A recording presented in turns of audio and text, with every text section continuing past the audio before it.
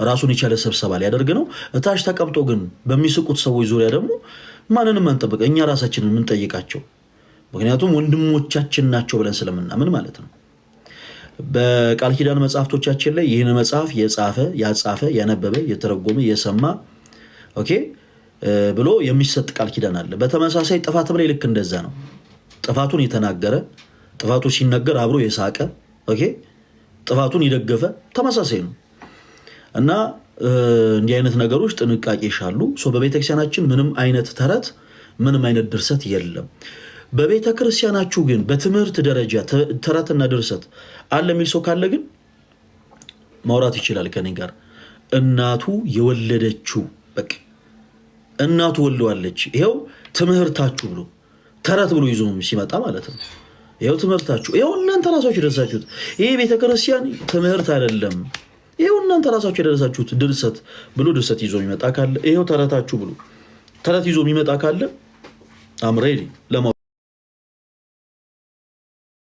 አለ ብሎ የሚያምኑ ከሆነ ብፁዕ አባታችን በመጽሐፍት ዙሪያ ገልጠን እርሶም እንደ አባትነቱ እኔም ደግሞ እንደ ልጅነቴ መጽሐፍትን ገልጠን ማውራት እንችላለን። የትኞቹ ናቸው ተረተሩቶች፣ የትኞቹ ናቸው ድርሰቶች፣ እነዛን ቁጭ ብለን እናወራባቸዋለን። ኤኒዌይስ እንዲህ አይነት ንግግሮች ፍጹም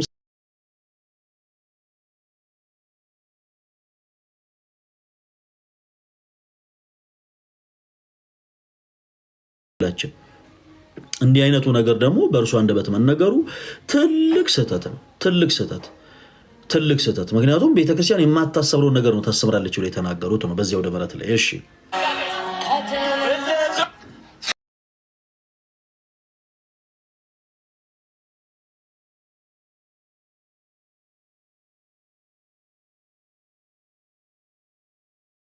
ፍጡር ሰጠት ማለት ነው።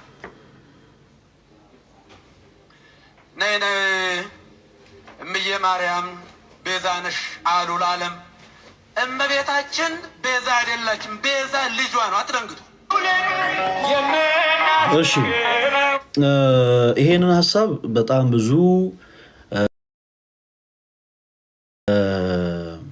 ብዙ መምህራን የቤተክርስቲያናችን እንቁ ሊቃውንት በዚህ ሐሳብ ዙሪያ መልስ ይሰጡበት አዳምጣቸዋል። እኔ ጥያቄ እዚህ ላይ ምንም አይነት መልስ አልሰጥም፣ ምክንያቱም በጣም በቂ መልስ ተሰጥቶበታል። እዚህ ላይ ጨምሬ ልናገር እንደው ማለት አላደለ እኔ ካልወጣሁት በስተቀር አትብሉ እንደማለት ነው። በጣም ብዙ መምህራንና የቤተክርስቲያናችን ሊቃውንት ብዙ ብለውበታል። ለብዙ አባታችን እንደምጠይቀው ጥያቄ በዚህ ልክ ማለት ምዕመናን እንኳን በማይስቱት ትምህርት ዙሪያ በዚህ ልክ ነገሮችን ሳያውቁ እንዴት ሊቀ ጳጳስ ሆኑ? በቁም ነገር እኔ የምጠይቀው ጥያቄ ነው። ብፁዓን ሊቃነ ጳጳሳት በነገራችን ላይ ሲሾሙ 4 ጉባኤን ማለትም የአራቱን ጉባኤያት ሊቃን ከሆኑ ውስጥ ነው የሚመረጠው። የመጽሐፍ ተረጓሚ፣ የአዲስ ኪዳን ማለት ነው የብሉይ ኪዳን ተረጓሚ፣ የቅኔ፣ የአቋቋም፣ የቅዳሴ እነዚህን በአጠቃላይ ማለት ምዕመናን እንኳን የማይሰጡትን ሐሳብ በስቴጅ ደረጃ በማን አለብኝነት በነገራችን ላይ ማንም ሰው ስተትን ከተናገረ ቀደም እንዳልኳችሁ ከቤተክርስቲያን በታች ስለሆነ ይጠየቃል። ለምሳሌ አሪዮስ ጳጳስ ነበረ፣ ንስጥሮስም ደግሞ ልክ እንደዛው ጳጳስ ነበረ። ግን የምንፍቅናን ትምህርት የክህደትን ትምህርት ባስተማሩ ጊዜ ቤተክርስቲያን እንደ ልጅነታቸው ሰብስባ ጠርታ ካሉበት ስህተት እንዲመለሱ መከራ ገጽሳ አልመለስ ሲሉ ተወግዘዋል ባጭሩ። እኛም አባት በስህተታቸው የሚቀጥሉ ከሆነ በነገራችን ላይ ቤተክርስቲያን እርምጃን መውሰዷ የማይቀር ነገር ነው። ነገር ግን የቤተክርስቲያን ልጅ ስለሆኑ ባልነው ጊዜ ዝም ተብሎ ዞር በል ምናምን አይባልም። እሳቸው እንዳሉት ቤተክርስቲያን እንደሳሉት ዝም ብሎ በቤተክርስቲያናችን ዞር በል ውጣ ምናምን የሚባል ነገር የለም። እንደ ልጅነታቸው ጠርታ ይህን ነገር እንዴት ይላሉ፣ ይኸው መጽሐፍ ተገልጦ የቤተክርስቲያናችን ትምህርት ይሄ ነው ትላለች ቤተክርስቲያን። እንደገና ትገጽሳለች፣ ታርማለች፣ ታስተምራለች ማለት ነው። የኔ ጥያቄ ብፁዕ አባታችን አቡነ ገብርኤል ምዕመናን እንኳን የማይሳሳቱትን ይህንን ቃል በስቴጅ ደረጃ እርሶ እንዲህ ተሳስቶ የተናገሩት ጥያቄ ነው ለኔ። ጵጵስናውን እንዴት ማለት የሊቀ ጵጵስናው ደረጃ ላይ እንዴት ነው የደረሱት? እንዴት ነው የደረሱት? በቤተ ክርስቲያናችን እንኳን ሊቀጳጳስና ድቁና ራሱ ሰው ሲቀበል ተፈትኖ ነው። በነገራችን ላይ መታቆት አቃላችሁ በቤተ ክርስቲያናችን ሰው ድቁና ለምን ህፃን አይሆንም? ተፈትኖ ነው ሲመት የሚቀበለው። ብፁዕ አባታችን እርሶ ምእመናን የማይስቱትን ቃል ማለት ምእመናን እንኳን ከመምህሮቻቸው ከመጽሐፍቶቻቸው ወስደው ያወቁትን እውነት እርሶ በስቴጅ ደረጃ እንዴት ይሳሳታሉ ነው? ይህንን ሳያውቁ እርሶ እንዴት ሊቀጳጳስ ሆኑ? እኔ እንደ ቤተ ክርስቲያን ልጅነት የምጠይቀው ጥያቄ አነን ነው። እርሶ እንዴት ሊቀጳጳስ ሆኑ? ይህን ሁሉ ነገር ሳያውቁ እነዚህ ሁሉ በጣም ያሳዝናል። ብቻ ቤዛ ምን ማለት ነው የሚለውን ትርጉም ሳያውቁ ቤተክርስቲያናችን አዎ ክርስቶስን ቤዛ ትላለች። እመቤታችን ቤዛ ስትል ግን እንደ ክርስቶስ ነው ወይ? አይደለም። ይህንን እርሶ ሳያውቁ እንዴት ሊቀጳጳስ ሆኑ ብፁዕ አባታችን? ይሄ ለእኔ ጥያቄ ነው። እንግዲህ ቤተክርስቲያን እንደምትመልስልን ተስፋ አደርጋለሁ። እኛ አባት እንዴት ሆነው ምን አይነት እውቀት ኖሯቸው እንዴት የጵጵስናው ማድረግ ላይ እንደደረሱ ቤተክርስቲያን ለእኛ መልስ እንደምትሰጠን አይሆፕ እጠብቃለሁ። ነገር ግን ካህንና ወታደር ጥንቁቅ ነው ይባላል። ካህንና ወታደር ጥንቁቅ ነው ምን ማለት ነው? ይህን ራሱ ማብራራት አያስፈልግም። ብቻ እኔ እንደ ቤተክርስቲያን ልጅነት መጠየቅ የምፈልገው ነገር ምንድነው? ምዕመናን እንኳን ከመጽሐፍቶቻቸው ከመምህራኖቻቸው መጽሐፍትን አገላብጠው የሚያውቁትን እውነት እንኳን የቤተክርስቲያን መምህራን ምዕመናን እንኳን ቆመው ተነስተው ማብራራት የሚችሉትን ሀቅ በዚህ ልክ ሳያውቁ እንዴት ነው ጳጳስ የሆኑት እርሶ ብፁዕ አባታችን? እሱም ብቻ ነው መጠየቅ የምፈልገው። እሺ ቀጣዩን ደግሞ ሌላ አንድ ስተት እንመልከት እስቲ። ዛሬም ኦሪት ላይ ተቸክለው የቀሩ በጽድቄ በገድሌ በትሩፋቴ እድናለሁ ብለው እንደ ኩራት የሚናገሩ የእግዚአብሔር ልጅ ደም የዘነጉና የረሱ ብዙዎች አሉ። ይህንን ታላቁን የሰባ ግብዣ ከዚህ መመገብ ያቃታቸው። እሺ ሰው ያሉትን ሰምታችኋል። ዛሬም ደብሉይ ኪዳን ስርዓት ሰው በስራዬ በገሌ በጽድቄ ምናምን እድናለሁ ብለው የሚያስቡ ሰዎች አሉ። ኦኬ ሰው ከዛ በኋላ ያሉትን ሰምታችኋል። ባጭሩ ስራ አያስፈልግም። ኦኬ ስራ አያስፈልግም። እንግዲህ ከዚህ ቀደም ካነሳነው ትምህርት ቀጥሎ ይሄ ሐሳብ በራሱ ግልጽ የሆነ ሐሳብ ነው። ተወዳጆች የቤተክርስቲያናችን ትምህርት ምን እንደሆነ ብፁዕ አባታችንም ያውቃሉ እና መሳል የፈለጉትም ነገር ያንን ነው። ቤተክርስቲያናችን ሰዎች በእምነትና በስራ የዘላለም ሕይወትን ያገኛሉ ብላ ታስተምራለች። ሰው ብፁዕ አባታችን ደግሞ እንዲህ የሚሉ ሰዎች አሉ። ይሄን የሰባ ግብዣ የረሱ የሚሉ አንዳንድ ቃላቶችን ተጠቅመዋል።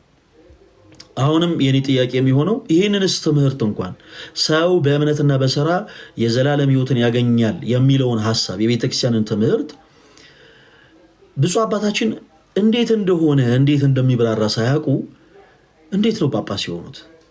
ኤኒዌይስ ሰዎች በእምነትና በስራ የዘላለም ሕይወትን ያገኛሉ። ኤነሴንስ ምን ማለት ነው? ሰዎች ክርስቶስን ሲያምኑ አይድኑ ማለት አይደለም ተወዳጆች። ይሄ ኢኒሻል ሳሊቬሽን የምንለውን ሰዎች የሚያገኙት ያለ ስራ ነው። ያለ ስራ ኦኬ። ያላመነ ሰው ወደ ማመን ሲመጣ የሚጠበቅበት ማመን ብቻ ነው። ምንም የሚሰራው ነገር የለም። የሚጠበቅበት ምንድነው? ማመን ብቻ። እሺ በቃ በክርስቶስ ኢየሱስ ማመን።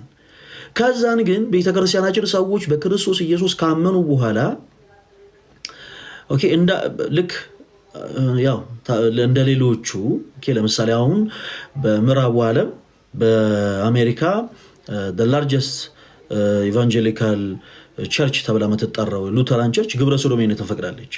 ግብረ ሰዶሜነትን የፈቀደችው በዚህ ትምህርት ጋር ተያይዞ ነው ተወዳጆች። የኢትዮጵያ ኦርቶዶክስ ተዋሕዶ ቤተክርስቲያን ክርስቶስ በደሙ የመሰረታት ቤተክርስቲያን ስለሆነች እንዲህ አይነት የክደት ትምህርቶችን አትታገስም። ብፁዕ አባታችንም እንደው ጠለቅ ብለው ነገሩ እንኳን የተረዱት አይመስለኝም። እግዚአብሔር በሚያውቀው እና የሆኑ ሰዎችን ለማስደሰት ብቻ እየተናገሩ ነው የሚመስሉት።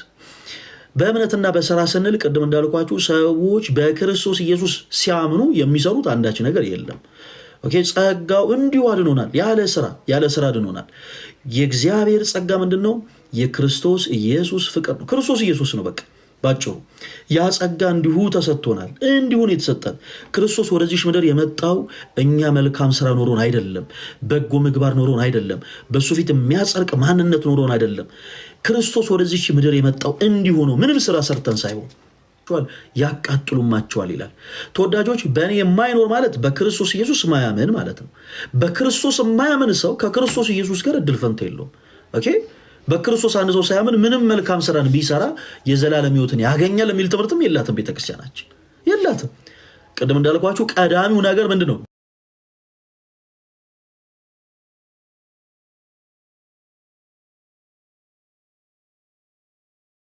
ቀዳሚው ነገር ምንድን ነው? ሰው በክርስቶስ ኢየሱስ ያላመነ ሰው እጣ ፈንታው ምንድን ነው? ቁጥር 2 ላይ ልክ እንደዛ ቅርንጫፍ ይላል ጌታችን ኢየሱስ ክርስቶስ። ኦኬ ይቆረጣል እና ወደ ውጭ ይጣላል። ከዛ መጥተው ሰብስበው ያቃጥሏቸዋል። ቁጥር 2 ላይ ክርስቶስ ምን ብሎ ነው ያስቀመጠው? ቁጥር 2ን ደግሞ ገልጣችሁ ስትመለከቱ በእኔ ያለውን ይልና 2 አካላትን ይጠቅሳል። በእኔ ያለውን ምን ማለት ነው? በክርስቶስ ኢየሱስ ያመነ ማለት በእኔ ያመነ፣ በእኔ አምኖ መልካም ፍሬ የሚያፈራ ከሆነ አባቴ እግዚአብሔር አብ አብዝቶ እንዲያፈራ ምን ይለዋል? ያጠረዋል ይልና በእኔ አምኖ መልካም ፍሬ የማያፈራ ከሆነስ? ተወዳጆች መጽሐፍ ቅዱስን ነው እያነበበን ያለ ነው። እሺ በእኔ አምኖ መልካም ፍሬ የማያፈራ ከሆነ ምን ይላል? ይወገዳል። ሁላችሁም ሲወገዳል በሉ። ሁልህም ኦኬ። በየትኛውም አቅጣጫ ተቀምጠ አይ በክርስቶስ ኢየሱስ ማመኔ ብቻ በቂ ነው፣ ምንም አይነት መልካም ስራን አያስፈልገኝ፣ ምንም አይነት መልካም ፍሬ ማፍራት አይጠበቅብኝም የምትሉ በአጠቃላይ ባጭሩ ትወገዳላችሁ ነው። ትወገዳላችሁ በቃ። እኔ አይደለም ያልኩት ክርስቶስ ነው ያለው። በክርስቶስ ኢየሱስ አምኖ አንድ ሰው መልካም ፍሬን የማያፈራ ከሆነ ይወገዳል። ይህንን ያለው ማን ነው? ጌታችን መድኃኒታችን ኢየሱስ ክርስቶስ። ጌታችን መድኃኒታችን ኢየሱስ ክርስቶስ። ስለዚህ አንድ ሰው በክርስቶስ ኢየሱስ አምኖ መልካም ፍሬን የማያፈራ ከሆነ ምን ይላል? የኔ ተወዳጆች ይወገዳል። ጌታችን ኢየሱስ ነው ያለው። ቁጥር 2ን ገልጣችሁ አንብቡት። የዮሐንስ ወንጌል ምዕራፍ 15 ከቁጥር 2 ላይ በእኔ አምኖ ወይም ደግሞ በእኔ ያለው መልካም ፍሬ የማያፈራ የወይን ግንድ ቅርንጫፍ ከሆነ ምን ይላል አለባችሁ? ይወገዳል። ስለዚህ በክርስቶስ ኢየሱስ አንድ ሰው አምኖ መልካም ፍሬ የማያፈራ ከሆነ ይወገዳል። ለምሳሌ በአሁኑ ሰዓት በጣም ብዙ ፕሮቴስታንት ቸርቾች በተለይ በውጭ ዓለም ያሉ ማለት ነው ግብረ ሰዶማዊነትን ሐላል አድርገው በነገራችን ሊያጸደቁት። ለዛ ነው ተወዳጆች እንዲህ አይነቱ ነገር ጥንቃቄ ይሻል።